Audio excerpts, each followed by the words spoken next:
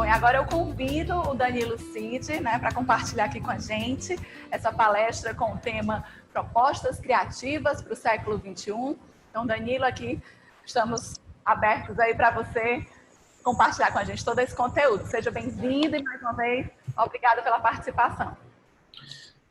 Obrigado, boa noite, obrigado pelo convite. Isabela, obrigado por ter me convidado para vir aqui hoje. É muito curioso estar dando essa palestra com a Gisela, porque a gente já é companheiro na SPM, já tem bastante tempo, e a minha matéria dela tem se encaminha para outra, né? A gente vai articulando os discursos, e aqui eu acho que não vai ser diferente, porque eu acho que a Gisela deu um panorama bastante grande do que é o desafio, e eu vou falar aqui do ponto de vista tanto de uma agência que tem se reinventado nos últimos tempos, e também o que eu chamei de propostas criativas do século XXI é o nosso entendimento de como é que a gente tem encaminhado os nossos projetos e a construção de valor a partir dos desafios. Então, vou só dar aqui o nosso... compartilhar aqui a tela.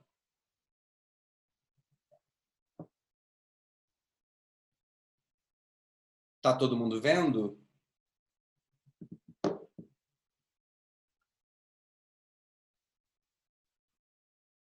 Ok. Então, muito bem. Então, vamos começar, tá? Aqui o nosso papo. Bom, obrigado aí pelo convite, né? Essa palestra de propostas criativas para o século XXI pode parecer uma coisa conceitual, isso não é de verdades aqui, mas são de crenças que a gente vem praticado e que a gente acredita, né? Só para vocês entenderem um pouco sobre a minha trajetória como profissional, afinal de contas aqui é um veículo que está juntando diversos profissionais criativos, né? Acho que eu comecei quando decidi o que eu ia fazer da minha vida, criar e desenhar e imaginar, sempre foi uma coisa que foi muito importante para mim, é o que me motiva. Eu sou de Niterói, né, no Rio de Janeiro, me formei na ESD, na Escola Superior de Desenho Industrial, isso lá na virada do milênio, de 99 para 2000. Então, já são 25 anos, desde 95, que eu entrei na ESD, lidando com criação e design. Tenho uma trajetória típica, porque conheci a Ana Couto em 1998, desde lá estamos trabalhando juntos, então já se vão 22 anos. Então, todos os projetos, direto ou indiretamente, de criação na Ana Couto me envolvem. Mudei para São Paulo em 2005. Em 2009 eu virei professor da SPM também. Tenho gostado bastante de dar palestras, tem sido uma coisa que me motiva a repensar e a trocar com as pessoas. Sou mestre em comportamento do consumidor. Me envolvo bastante com o negócio, mas a minha grande paixão é a criação. E como é que a criação navega, né, por uma série de questões que a gente vive hoje em dia, né? Não tem como a gente pensar a criação sem pensar história, contexto, e essa palavra que a Gisela usou e volta a usar aqui, que é o Zeitgeist, que é o espírito do tempo, né? E acho que uma coisa que é importante, acho que tem sido o grande valor do design hoje em dia, é essa coisa de que a gente cria para as pessoas, né? E o design tem uma sensibilidade muito grande de entender que talvez o que a gente faça é a ponte entre esse mundo complexo que a gente está vivendo, e a Gisela deu todo o panorama do que é esse mundo complexo, e as pessoas, né? Então, como é que a gente cria essas pontes? Do fato de ser palestrante, né? A gente também tem publicado, estudado diversas coisas na Ana Couto ao longo desse tempo, e a gente fez uma palestra no ano passado justamente falando do que a gente começou em 20, né, em 2020, a década de 20. E aqui é uma coisa interessante, se vocês quiserem ter acesso a esse material, que isso é uma palestra e é um artigo, no final da minha palestra vai ter lá aonde vocês acessam lá no site da Ana Couto. Mas a ideia era a gente entender o que foi a década de 20 do século 20, para entender o que vai acontecer nessa década de 20 nova, né? Um ponto interessante é que diz-se que a década de 20 do século 20 foi onde o século 20 ganhou cara do século XX? Bom, entramos nos anos 20 dessa década, né, no século XXI, e não é à toa, né, se a gente pensar isso, que está acontecendo tanta transformação tão profunda que Gisela mostrou, que talvez estejamos ganhando a cara do século XXI agora. O que a gente viveu até nos últimos 20 anos foi um grande teaser do que vai ser essa década. Então, esse material é interessante, quem quiser acessar, depois vai ter o link lá, né? Falar um pouco da Ana Couto. Então, a gente é uma agência de múltipla expertise em branding para ganhar marcas fortes, da performance diária ao futuro do negócio. Quando a Gisela fala de como é que a gente como agência está lidando com o nosso ecossistema, está aqui como a gente está lidando, né? A gente percebeu que a nossa origem, né, a nossa primeira marca é a Ana Couto, né, que é a agência, e ela é uma construção a partir do branding. A gente entendia que existiam desafios grandes nos nossos clientes e para as pessoas do ponto de vista de cultura e inovação. Assim nasceu a Laje. No meio dessa pandemia, a gente resolveu assumir a nossa identidade de criadores de conteúdo e a gente tem publicado diversos artigos e feito palestras, etc. A gente tem sido muito procurado para falar nesse momento de pandemia e aqui essa marca de conteúdo nossa é o Tip Insights. E uma outra coisa que a gente pôde fazer também, como muita gente procurando como construir valor, a gente abriu um curso de branding online que se inscreveram 600 pessoas, mais de 60 empresas procuraram a gente para a gente fazer esse curso. Então, a nossa missão é a construção de valor e a gente está procurando fazer isso desta forma aqui, tá? Então, construção de valor é a nossa praia. E aí, eu não vou me aprofundar tanto nisso, porque eu acho que o painel da Gisela já está excelente, mas tem uma outra sigla para o que a gente está vivendo, que é o VUCA, que é volátil, incerto, complexo e ambíguo, como é uma sigla em inglês, o UVER aí, né, no português, do incerto. A gente, nos últimos anos, criou mais conteúdo do que no resto da história da humanidade. A gente vive essa síndrome diária, né, de desktop cheio, né, interrupção, excesso compartimentado, multitarefa, uma overdose. E a gente está diante de uma pandemia que a gente, né, a cada dia, a gente se depara com uma tragédia, né, do que está acontecendo, e do outro a gente se reinventando e tentando evoluir apesar disso. Toda a crise evidencia uma coisa que para a gente é muito preciosa, né, que é o desperdício. A gente no Brasil tem diversos talentos, mas tem uma sombra disso que a gente desperdiça valor, né? Seja de oportunidade, de tempo, de recursos, de energia, né? O quanto que tem de oportunidade, por exemplo, nisso tudo que Gisela falou, né? Mas como é que a gente pode converter isso de fato em valor? Eu acho que é um ponto importante, né? A gente assumiu lá na Couto que a gente ama encontrar desperdício, porque onde tem desperdício é onde tem potencial. Então, o nosso trabalho todo é isso, né? Assim, de transformar onde tem desperdício de valor, a gente transforma em potencial para todo o ecossistema, né? Tem alguns tipos clássicos de desperdício, que é quando uma empresa foca no curto prazo sem ter uma visão clara onde quer chegar no futuro, onde cada pessoa da organização conta uma história diferente e deixa a narrativa inconsistente, ou com o mercado está em total transformação e a empresa não acompanha a demanda do seu consumidor. Isso aqui são três casos clássicos de desperdício de valor que a gente encontra por aí, né? E aí, na nossa crença, né, branding tem o poder de resolver esses desperdícios. Para a gente, branding não é apenas estratégia de marca.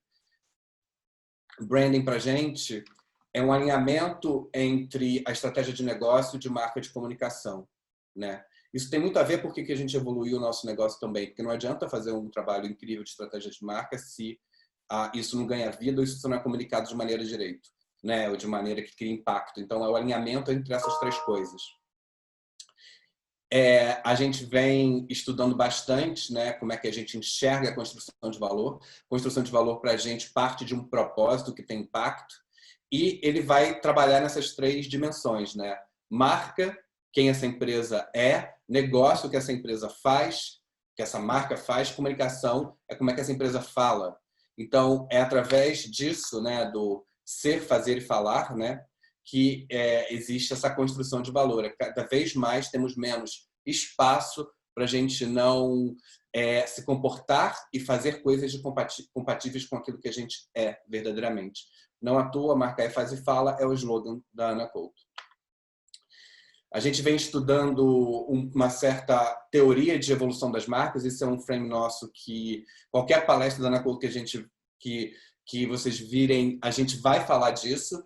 Provavelmente a Ana, quando deu palestra no ano passado aqui com o nosso meio também, deve ter falado, mas é uma verdade que a gente vem trabalhando com todos os nossos clientes e a gente queria compartilhar aqui com vocês. Então, essas são as ondas do branding e a gente sempre olha para a marca, negócio e comunicação.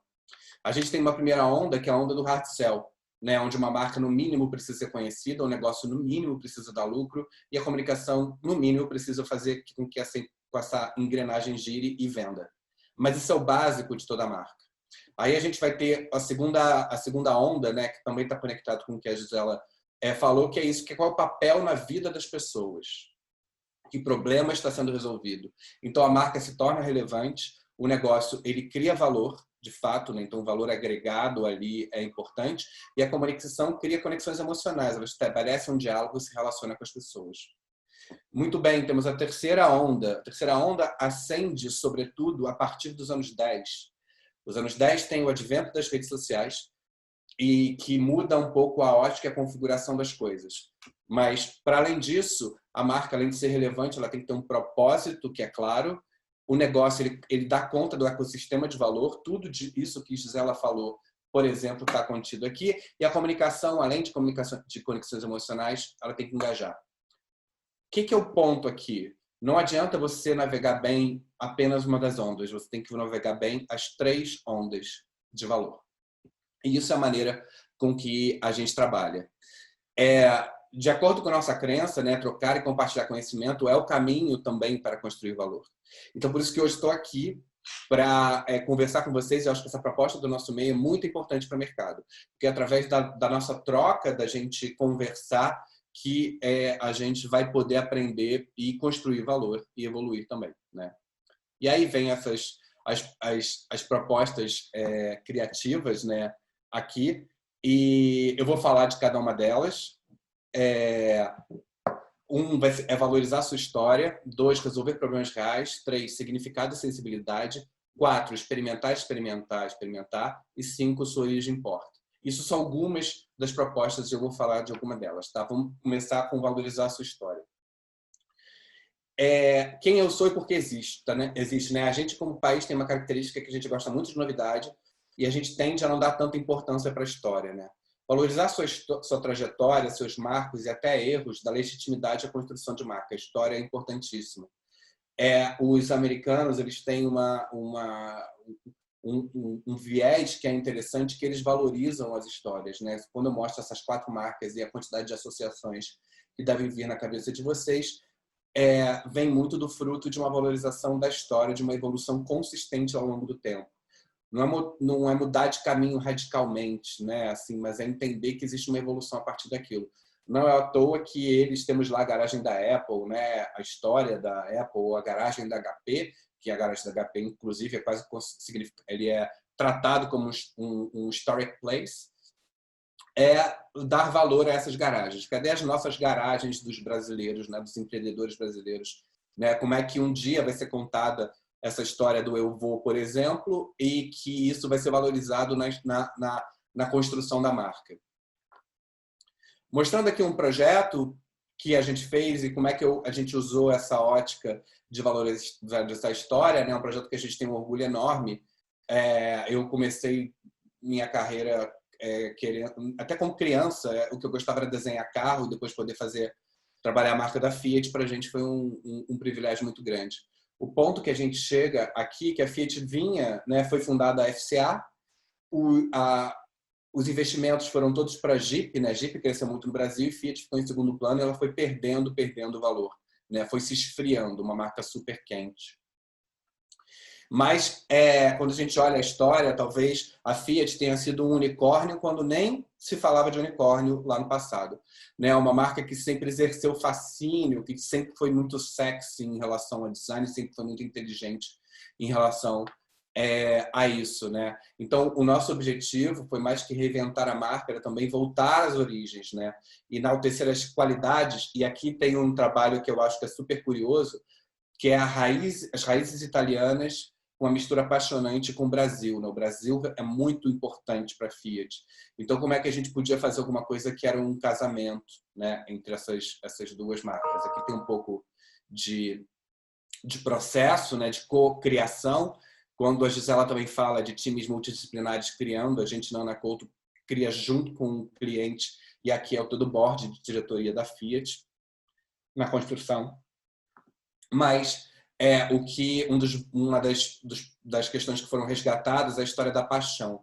Brasileiros e italianos são muito apaixonados. A Fiat é muito apaixonada pelo craft, né? Ela era apaixonada até pelos consumidores. Foi ela que inventou o carro 1000, que trouxe o design de maneira affordable, né? Assim, acessível para as pessoas.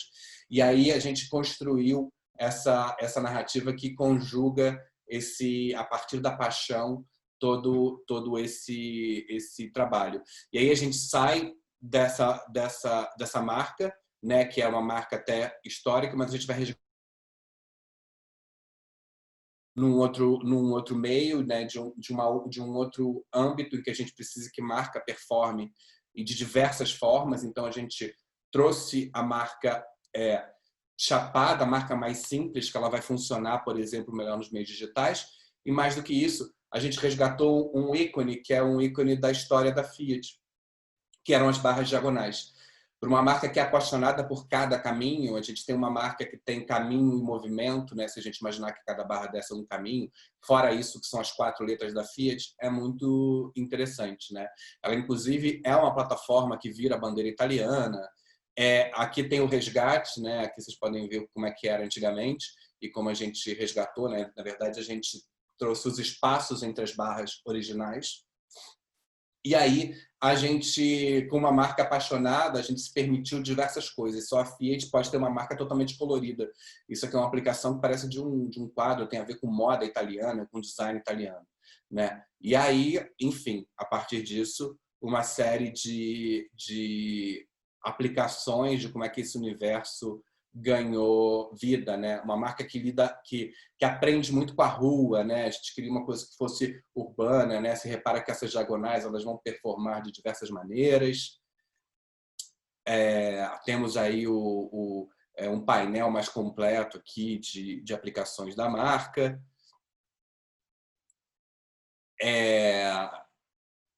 Mais, né, aplicações de como é que a gente fez. As diagonais viram até um coração estilizado, resgata sempre ícones da história.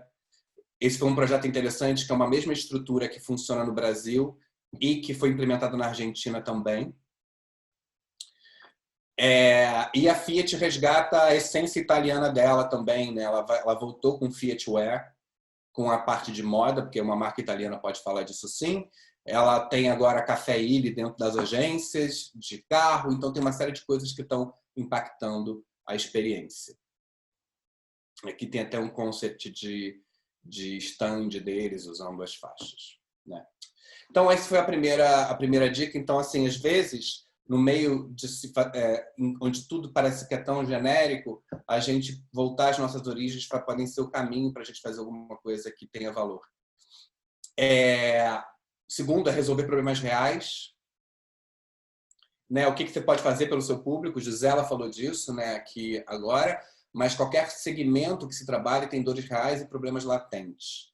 Mais do que nunca, nesse momento de Covid, a gente precisa se atender, né, que problemas reais você está resolvendo do teu cliente e das pessoas, dos consumidores em volta desse ecossistema do cliente. Então, se aprofundar nessas questões e criar propostas que respondam a ele.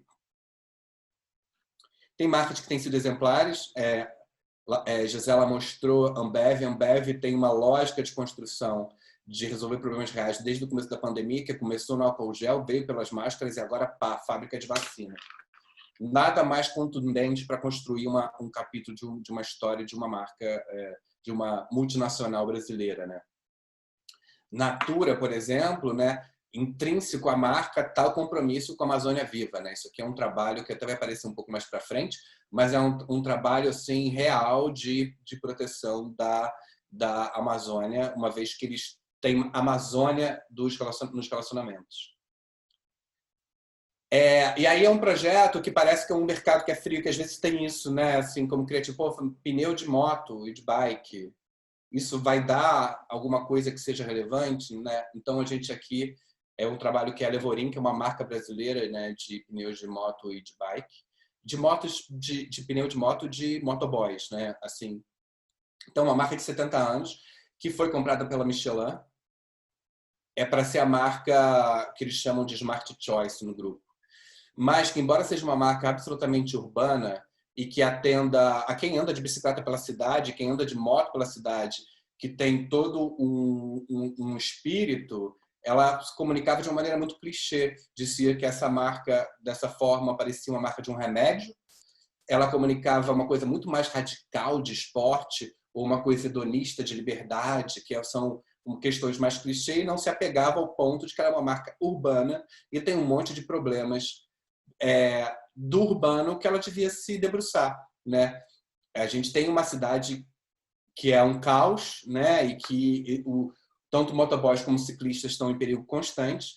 E a gente tem um ponto de venda aqui dessa marca que é absolutamente caótico, com muita competição, né? E a gente trabalha com um público que é muito desassistido, né? Que vive em constante perigo. A gente vê o tanto que eles, né, têm precariedade de estrutura e como isso está em perigo constante, essa tribo das duas rodas. E aí, a primeira coisa que a gente fez foi: vamos criar um propósito que de fato vá atender a um problema. Então, o propósito da Levorin é tornar a mobilidade urbana mais humana. E a partir disso ela pode fazer um monte de coisa, né? Ela já está fazendo parceria com o Trânsito Seguro, com o RAP, com um monte de empresas, mas a partir desse propósito, né? E o slogan dela que a gente criou é o Juntos em Duas Rodas. Então, dentro até daquela lógica de ondas, né? Então ela é uma marca que ela é Smart Choice, ela no vínculo emocional ela cria valor para a comunidade e na visão de mundo ela fala de mobilidade, né? Promove uma mobilidade mais humana e conscientiza as pessoas a transitarem em harmonia.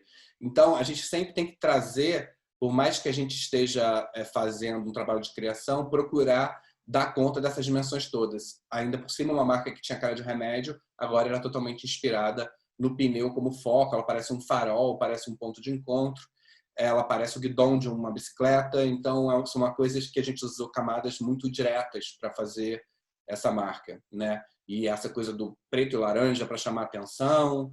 E aqui tem algumas das aplicações, né, desse projeto, né? Também como é que uma marca ela pode ser cool, né? Aqui, tipo, o desenho da moto e da bike com os logotipos, desenho no pneu, até uniformes e coisas assim dessa brigada.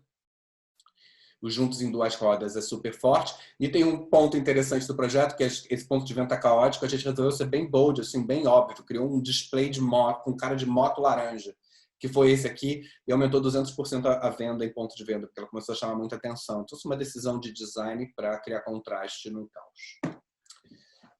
Terceiro ponto que eu queria falar com vocês é significado e sensibilidade. Eu acho que é o que a gente precisa nesse mundo. Né? Construir resgate de significado para sensibilizar. Né? A gente vive uma overdose de designs genéricos que seguem modismos momentâneos. Todo projeto deve buscar um ponto de vista distinto com significados claros. Né? A gente trabalha na Anaculto com essa busca por marcas icônicas. O que é isso? A maioria do mercado, em geral, tem marcas que são desestruturadas e marcas que são padronizadas e clichê. Né? Isso é um estágio de evolução. Até chegam aquelas que são proprietárias e diferenciadas, até a gente chegar numa icônica. Desestruturada, isso aqui, por exemplo, é a concorrência da Levorin até, né? Clichê, uso de mulher de maneira estereotipada, você pega uma comunicação e outra, você nem sabe de qual que é de quem, porque é tudo muito misturado e sem códigos claros. A gente pode entrar numa coisa padronizada e clichê quando a gente vê as modas, né? Moda dos pictogramas, dos ícones, modas das ilustrações vetoriais. Então, essas coisas todas, elas criam um grande clichê numa categoria, e sem fazer juízo de valor, se é bonito, se é feio, porque essas ilustrações são até bonitinhas, mas como é que isso pode, no fundo, confundir as pessoas, né? Aí a gente começa a ter ser uma marca proprietária diferenciada quando ela começa a ter uma organização entre essas coisas, e o Suco do Bem, por exemplo, que é da Ambev, tem essa coisa que o tom de voz, a estética, a embalagem, todas as coisas começam a falar de uma maneira muito mais clara, até você chegar numa marca icônica, não é à toa que a Itaú está aqui, mas que ele tem uma narrativa que parte da transformação. Laranja do Itaú significa transformação. Então, quando ele faz a bike, quando faz o ler para uma criança, ou quando muda, simplifica a maneira das pessoas interagirem, né, com o sistema financeiro, ele está falando disso, e por isso que ele é a marca mais valiosa do Brasil também, né? Então, isso é uma maneira que a gente usa, né, que a gente pensa essa coisa de significado e sensibilidade. E aí, a gente teve a honra também de trabalhar na marca do escudo do Brasil, né, a CBF, Amor pela Bola. E aí a gente sabia, e isso é muito bacana, né? Acho que é uma honra trabalhar mesmo, mas como é que a gente pega um patrimônio que tem muito amor, mas tem muito descompasso, desilusão, problemas políticos, etc., e a gente faz o nosso trabalho, né? Que é assim, vamos mexer com paixão, história e afeto do povo brasileiro, mas vamos acender o lado bom dessa história. A gente entra para trabalhar na CBF no momento em que tem uma mudança de gestão, que procura novos rumos, e a gente vai fazer o nosso melhor trabalho diante disso, né? O propósito aqui é fazer do futebol a nossa maior brasilidade, né? O futebol brasileiro, ele é referência no mundo todo, ele tem características que são muito brasileiras, né? E as características boas disso é a história da arte, a ginga, né? Aquele futebol que todo mundo gosta muito de ver. E também a gente fez um tagline que é o Joga Bola. O Joga Bola, ele traz as pessoas muito bem. Entendemos os nossos problemas na CBF, mas é que a gente quer jogar bola, né, em todos os níveis, e é que a gente quer dialogar com todos os campos da sociedade e construir valor a partir disso.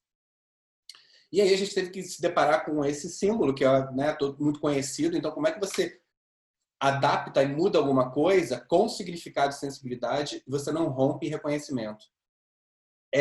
E muito essa coisa até que do primeiro ponto que eu falei, né, muitas questões, por exemplo, quais que são as origens do escudo da seleção, o que é mais memorável no escudo da seleção, que é cor e forma. A forma do escudo da seleção ela é única em relação aos outros escudos. Como incorporar cada parte de brasilidade. Então, foram coisas que a gente se perguntou assim, tudo que a gente vai usar tem referência em arte, em cultura brasileira, e a gente não vai admitir que a tipografia também não seja feita por brasileiros. Essa tipografia que estava aqui antes é uma tipografia genérica que existe no Google, que você baixa, e isso não está à altura do escudo da seleção brasileira. E, além disso, como é que a gente aumenta a visibilidade no contexto digital, né? Então, a gente se aprofundou bastante em pesquisa, descobriu que a maioria dos escudos vem dos escudos da monarquia. A gente foi entender o significado da cruz, da forma do símbolo. A gente se inspirou muito em modernismo brasileiro, né? A partir daquele escudo que parece algo meio colonial, a gente trouxe coisas inspiradas, por exemplo, em Atos Bucão. A gente mudou o tom das cores para aumentar contraste, e a gente usou uma das tipografias que a gente usou é a Nuca, que é essa que está aqui, que é uma tipografia feita por brasileiros. E esse é o escudo. Na verdade, ele tem um desempenho maior, ele é simplificado. Quando ele fica no amarelo, ele é vazado, ele é aberto. O Brasil é um país aberto, então isso que a gente queria fazer. Quando ele está no fundo azul, ele parece transparente, né? Porque o fundo funde com o azul, então isso foi uma coisa que a gente quis fazer também. E a partir dele, né, a CBF não tinha nenhum território claro. Então, a partir do escudo, a gente criou até nascer um canarinho dentro, né? Canarinho é uma coisa do nosso afeto, então nasce um canarinho de dentro do escudo. A camisa, né, como é que ela ficou, né, com mais destaque no escudo, e aí um universo inteiro de possibilidades, né, de valorizar a história, de valorizar as nossas conquistas, de valorizar a estética brasileira, né, modernista brasileira, valorizar os nossos ícones, os nossos jogadores e aí diversas aplicações, um trabalho muito grande com a Nike também, né, de como é que a gente traz isso tudo. Essa imagem é muito importante, uma imagem que a gente queria que as pessoas, quando tivesse a Copa, né, a próxima Copa, as pessoas pintassem, tivessem elementos para pintar e significar Brasil. Então, aqui todo o trabalho que foi feito a partir da CBF. Quarto ponto para falar para vocês é experimentar, experimentar, experimentar. É muito, muito importante, né? Coragem para experimentar e sair do certinho. De novo, tem muita coisa no mundo, então experimentar é sair disso, né? Como humanos, a gente tem tendência a repetir fórmula e fazer mais do mesmo, né? Por isso que essa conversa nossa aqui é muito interessante, porque essa troca gera também resultados diferentes, né? O exercício de experimentação nos provoca novos caminhos e possibilidades. Então, até tipo de coisa que tem duas referências que são muito afetivas, né? Assim, design com macarrão, pode. Essa marca de café uruguaia, ela tem uma questão que, historicamente, vendedores de café gritam café, café pelas ruas de Montevidéu. E essa embalagem de café, ela simula o grito, né? Então, um grito de um vendedor de café vira uma inspiração para a criação de uma marca. E é um trabalho que a gente trouxe para aqui, é um trabalho que a gente fez em conjunto com a equipe criativa da Natura, não foi só a Ana Couto, foi um monte de gente envolvida, e a Natura tem isso de trazer times multidisciplinares para trabalhar, para criar, né, para ela. Mas ele vai falar de uma coisa que foi uma troca de tipografia. A Natura tinha essa tipografia aqui, que tinha uma propriedade, mas ela era muito frágil em termos de transmissão de pensamento, de conteúdo. E eles escolheram a Helvetic Canal, que nem uma tipografia brasileira, uma tipografia mega clássica do design. E aí o trabalho foi como é que a gente pega uma plataforma clássica e de alto desempenho como a Helvética, mas ser proprietária da Natura. E aí que, para além de conteúdo, ela ser um elemento de expressão. Então tem um trabalho muito grande aqui de pregnar de brasilidade e de questões da natura, da natureza, das pessoas nessa tipografia. Então foi feito primeiro um laboratório de experimentos tipográficos em que essa tipografia era submetida à luz, vento, água, diversas questões da natureza e foram gerados registros a partir disso. Só que a viagem que a equipe da Natura fez na Amazônia para, por exemplo, criar esse resultado aqui. Isso não é Photoshop. Isso é uma equipe projetando luz, a tipografia em luz, em cima da natureza. Vocês podem perguntar, nossa, mas como é caro isso, como isso dá trabalho? A Natura está num estágio de maturidade que ela pode fazer isso. Não acho que teria a mesma verdade em manipulação de imagem. Isso aqui é verdadeiro. Isso é quase, para mim, uma obra de arte, esse trabalho, e foi brilhantemente conduzido com eles. Ou essa coisa de uso da tipografia por sombra. E aí a gente entrou no projeto pegando isso e tentando sistematizar todos esses efeitos da natureza em tipografia e fazendo layouts a partir disso, né? Então depois a gente usou bastante tecnologia para falar como é que a gente pode ter uma tipografia que se movimenta como se ela estivesse em cima de uma folha, com vento, ou com foque e desfoque. Ela poder tremular e lidar com causas, com a beleza, né? Então esse aqui foi o nosso trabalho, nossa contribuição. De fato, de como é que a gente pega todos esses experimentos e a gente cria um sistema que vai funcionar em diversas frentes. E o Natura agora, no mundo todo, a gente está até fazendo esse trabalho para o Natura Internacional, pegando essas coisas e o que vai fazer sentido lá. Por último, a história da origem. E aí, até fazer essa palestra para vocês, né, em Fortaleza, para a gente é muito especial, porque a gente tem uma relação com o Ceará super grande.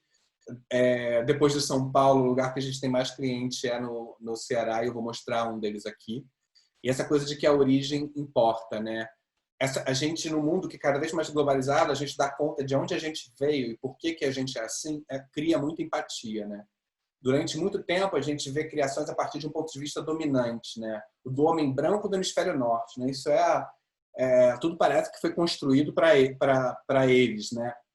Mas as pessoas cada vez mais querem pontos de vista muito singulares e que valorizam a sua origem, porque as pessoas se interessam por isso, né? Assim, de uma diversidade muito maior. Tem uma frase da Bozoma, que hoje ela é CMO do Netflix, mas isso aqui foi ela no SXSW, ela diz que durante muito tempo a gente teve só um ponto de vista e está na hora de acabar com isso, né? Então, eu acho que cada vez mais se valoriza as narrativas que são mais específicas, né? Uma marca que faz muito brilhantemente no Brasil, eu acho que é uma marca incrível, que é a Havaianas, porque ela o tempo todo está acendendo o que é melhor do Brasil, né? Então, acho sensacional o trabalho dela, assim, dá orgulho de ser brasileiro. A Havaiana quase inverte, né? Se gente no mundo fizer um mood board sobre o Brasil, provavelmente a Havaianas vai entrar, né? Ela está para além de ser uma marca brasileira. E o case que eu vou mostrar aqui é o da Betânia, que vocês conhecem muito bem essa marca, que tem uma história incrível, né? E essa história de que é possível tirar leite de pedra. Eu acho lindo, né, essa história de que assim, o semiárido nordestino ele é adverso, ele tem baixo IDH, tem complexidade para gerar riquezas, é um bioma ameaçado, tem mitos e preconceitos, é um lugar estigmatizado. No entanto, lá nos anos 70, o Luiz Girão conquista algo extraordinário. Ele engaja todo o ecossistema do semiárido na produção de leite, se tornando uma empresa láctea mais importante do Nordeste, né? Luiz Girão, aí, o fundador.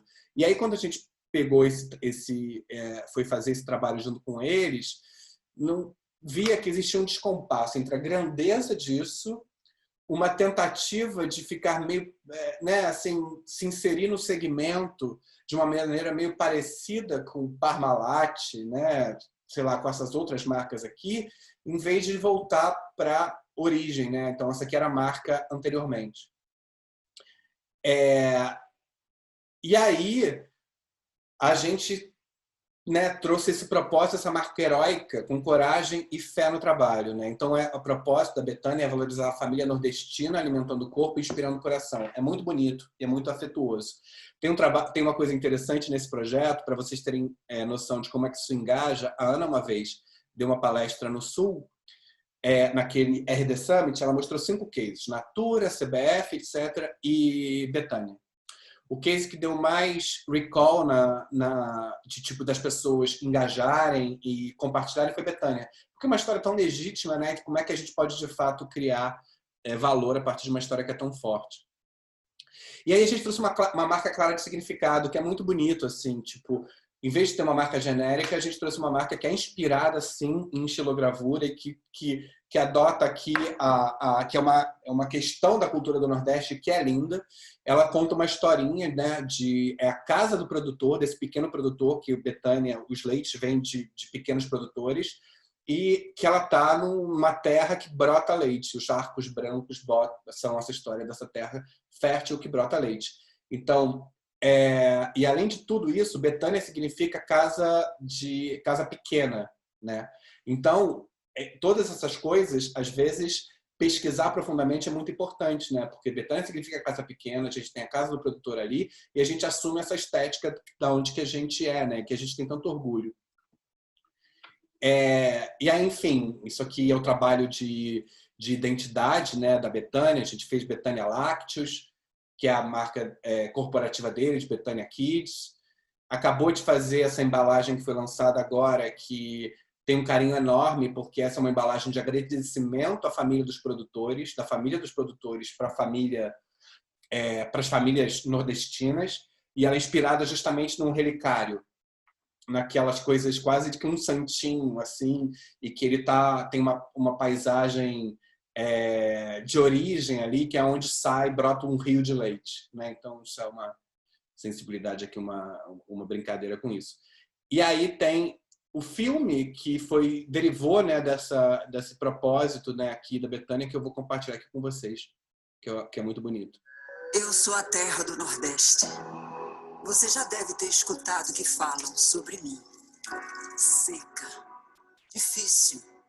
Há muito se fala sobre mim, quando na verdade eles deveriam falar de vocês. que não desistem, os que sempre olham para frente. Eu sei que muitas vezes não facilitei as coisas. E mesmo assim, vocês continuaram sonhando, batalhando. Vocês que me fazem ser fértil e produtiva. A terra do Nordeste é feita de coragem e de sonhos, que desde 1971 a Betânia faz questão de nutrir. São mais de 3.500 famílias produtoras de leite em 130 cidades do sertão, que cuidam de cada detalhe para que todos os produtos cheguem com qualidade até sua família. Betânia, para que valorize a sua origem.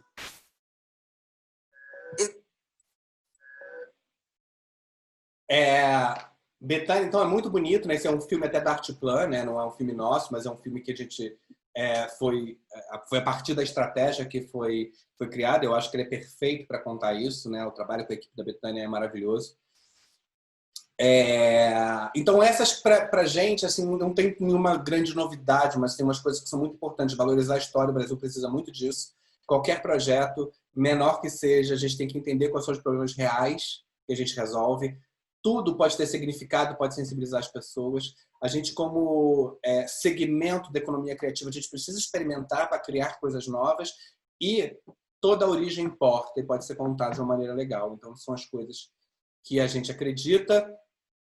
Aqui os contatos, a gente está cheio de conteúdos no site da Ana Couto, tipo como esse artigo ou esse paper o paper a marca faz, são diversos aprendizados para a época de pandemia. Vocês acessam o site lá, tem um monte de coisa. Aqui meus contatos e muito obrigado, gente.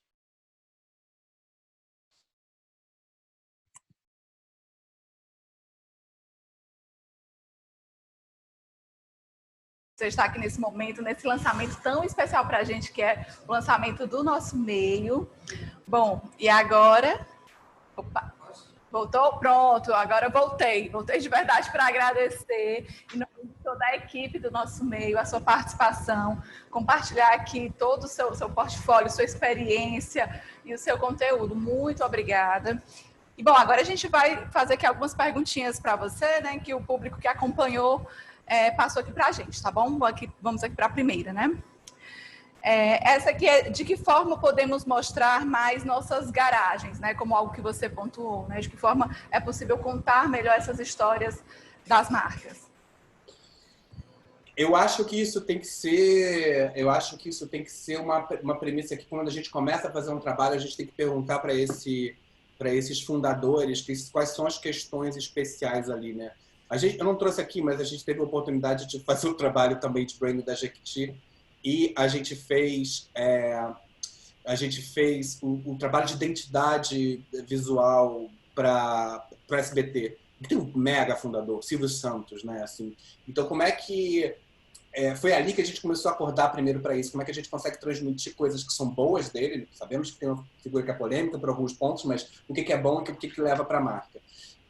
Eu acho que isso tem que ser quase uma militância, assim, sabe? De tipo, qualquer história. Tem um projeto que a gente está fazendo agora, que é da Rodonaves, que ela tem uma questão, que ela tem uma crença religiosa. E aí, como é que a gente vai trazer isso? Vamos trazer, vamos estudar essas coisas e a gente tem que trazer. Né? A gente tem que valorizar bastante essas coisas. E como acho que faz, a gente tem que conseguir transmitir isso nesse universo da marca, na maneira com que ela fala, na maneira com que ela expressa alguma coisa. As pessoas gostam de saber de onde que vem as coisas, se for verdadeiro. Ok, vamos para a segunda pergunta. Quais processos são fundamentais para definir a mudança, a necessidade de mudança de uma marca, de uma reformulação? Quais processos? Acho que primeiro é um diagnóstico, né? Assim, acho que as coisas não são, não tem verdades absolutas, existe uma estratégia de negócio. E em cima dessa estratégia de negócio, as dores que o seu público tem, o que está acontecendo no mercado, você pode recomendar uma mudança. Né? A recomendação de mudança é como é que é a nossa estratégia para ganhar esse jogo. É sempre um pouco isso. Né? Então, precisa ser uma triangulação entre uma visão interna, a visão do mercado, e a visão externa, que é a visão de quem consome essa marca, né? Através disso você pode recomendar uma mudança. Mas certamente tem algumas coisas. Se você é muito parecido com os seus concorrentes, você tem que fazer alguma mudança, né? Se você não está propondo, se você está perdendo relevância com o seu público final, você tem que fazer alguma mudança, né? Se você não, quando eu olho todos esses pontos de contato, ele não parece um capítulo de uma mesma história, de uma mesma narrativa, você tem que fazer uma mudança. Muito bem, vamos aqui para a última pergunta.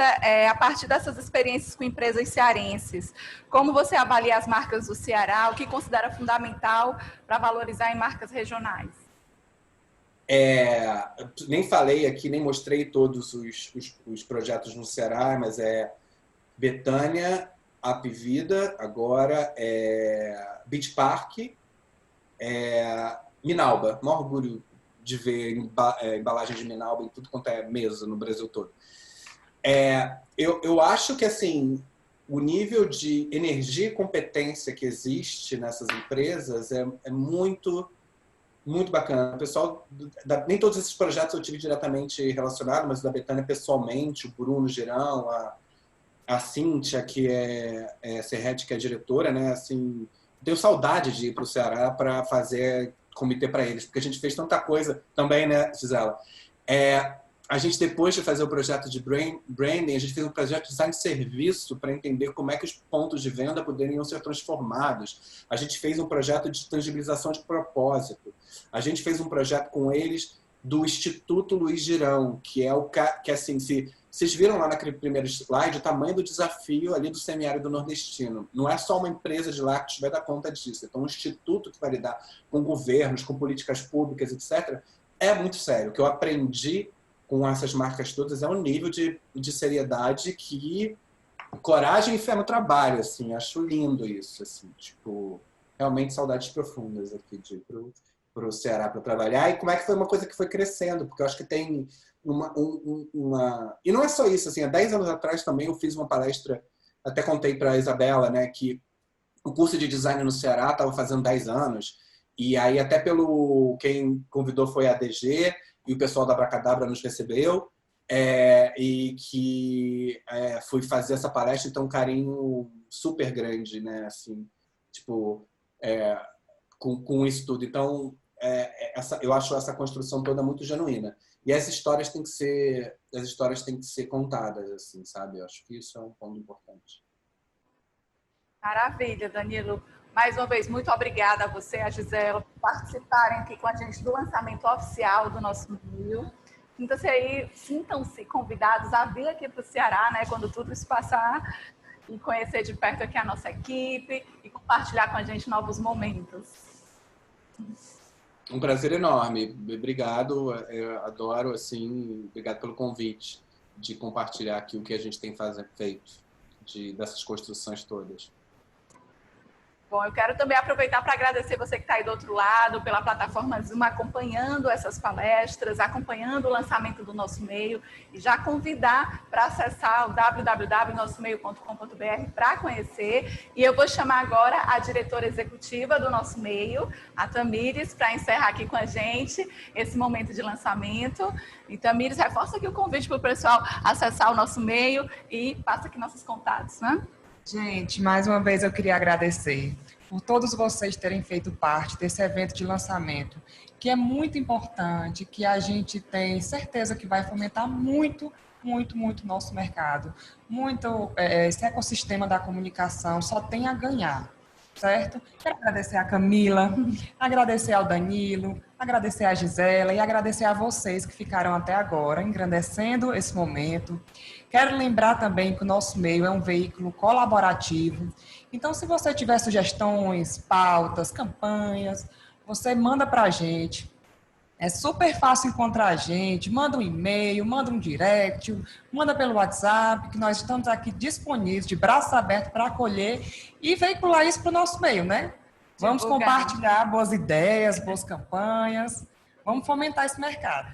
Exatamente. Então, reforçando, o nosso e-mail está no portal, está nas redes sociais, Instagram, LinkedIn, YouTube. Em breve vai estar em podcast, né? Em breve vai estar também em formato de revista impressa. Então, assim, muita novidade vindo por aí. A gente espera a colaboração e a participação de todos vocês para cada vez mais a gente valorizar e mostrar o que o nosso mercado tem de bom. Não é isso? Isso. Obrigada, então. Uma boa noite a todos vocês e até um próximo encontro aqui com o nosso meio.